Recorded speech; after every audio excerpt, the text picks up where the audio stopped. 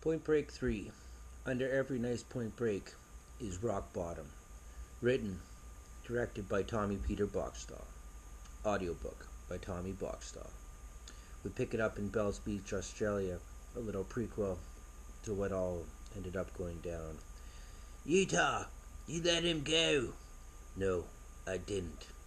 Okay, well, we'll get him when he comes back in. He's not coming back.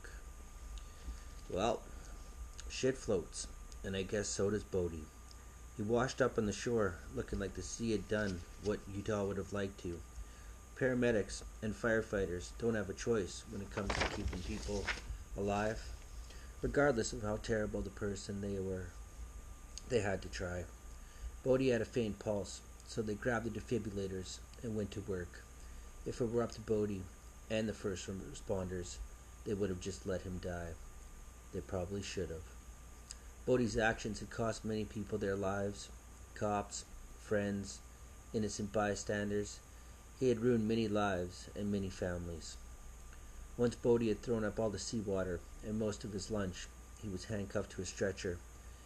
He took one last chance to look at the beach and the waves one last time. The paramedics worked feverishly on him. He looked sad that he was alive. It had been said that Bodie could never handle a cage. Well, he was about to find out. For someone who was such a free spirit and lived by nobody's rules, he was going to a place where his spirit would be broken, and he followed everybody's rules. He was in for the worst ending to the best life. How had things unraveled so quickly? Not that robbing banks was a minor crime, but no one ever got hurt. Insurance covered the money. They surfed and did whatever they wanted, whenever they wanted. Bodie's 4 best friends were dead. 2 cops, a security guard. He couldn't save his friends. Heck, he couldn't even save himself. He had tried to die, and he'd even failed at that. Maybe he had failed for a reason. It was hard to see now, but he could still have some purpose in life. When Bodie came to, it seemed like a dream. He saw a bright light. He thought he'd fallen asleep on the beach, and the sun was just saying hello. Groggily, he moved his hands to cover his eyes, glad that this was all a terrible dream. He heard the sounds of chains. Then something stopped his wrist from covering his face. He tried the other side, with the same luck. Shackled to the bed, life came crashing down, harder than any wave he had ever experienced. He cried out in terror and tried to break free.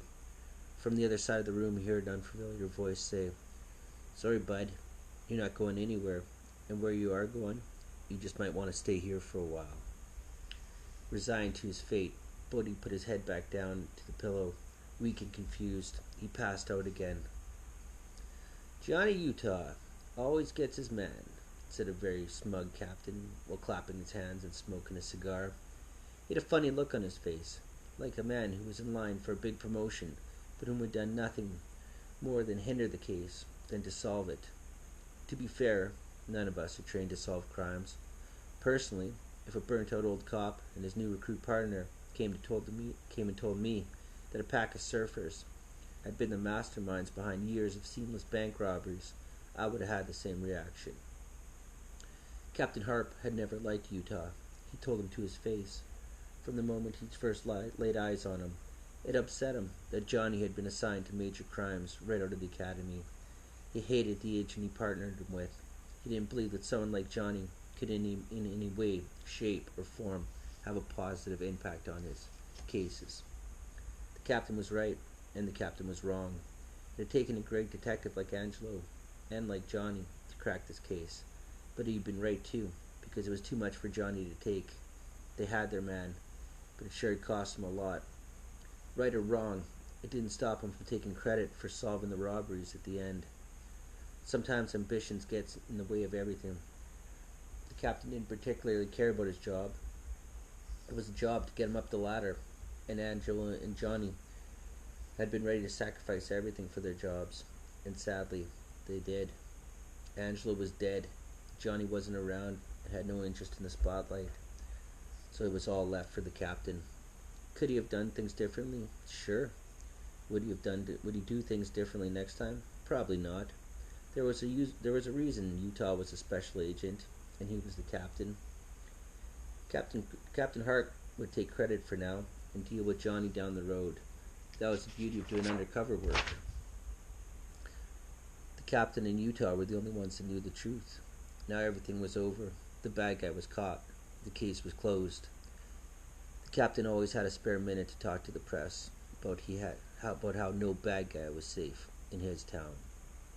Hart was at all the press conferences, all the news shows, speaking about how, under his supervision and the state's resources, this crime spree was over. He spoke what an honor it was to work with Angelo Papkis, and what a great detective he was. Knowing Angelo, he would be rolling in his grave right now. Johnny Utah wasn't at any of the press conferences.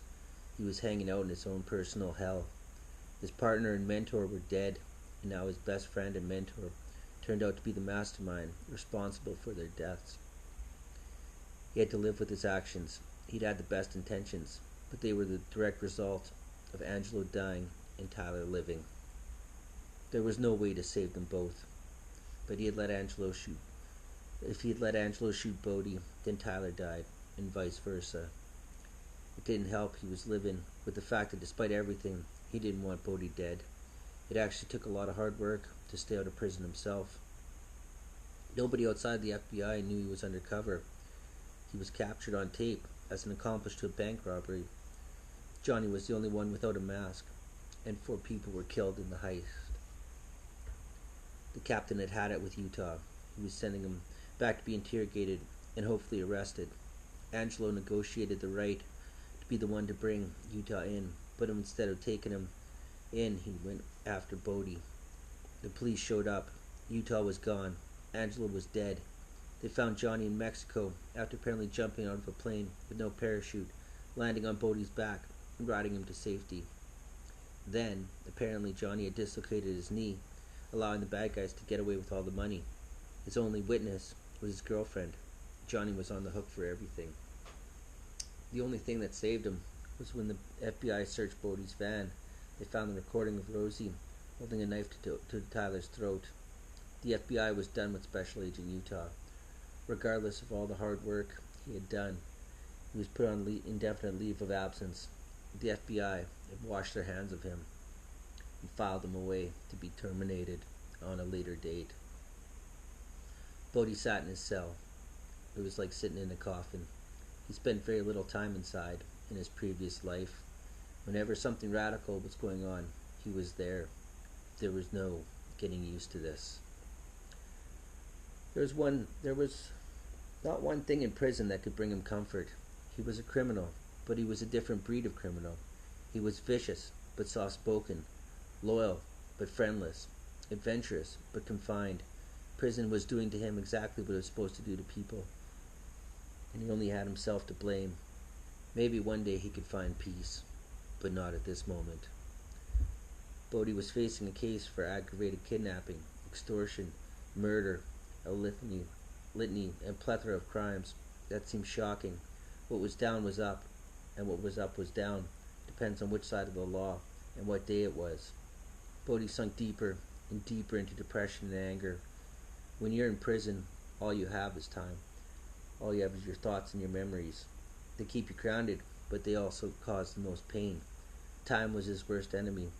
They say you're doing time, and that's exactly what you're doing.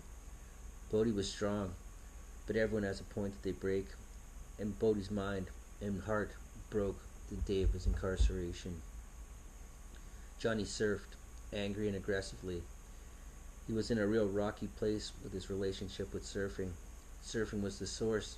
You can lose yourself and find yourself in it. But Johnny had lost so much, but he'd learned so much. He really was at the crossroads. Johnny admired Bodie, but he couldn't condone the things he'd done. And since Bodie had taught him everything, he knew that he was apprehensive to give 100% out of fear of ending up with Bodie's way of thinking. Every day, Johnny did what Bodie should have been doing. Surfing was one of those things where you can leave your problems on the shore. You can think, or you cannot think at all.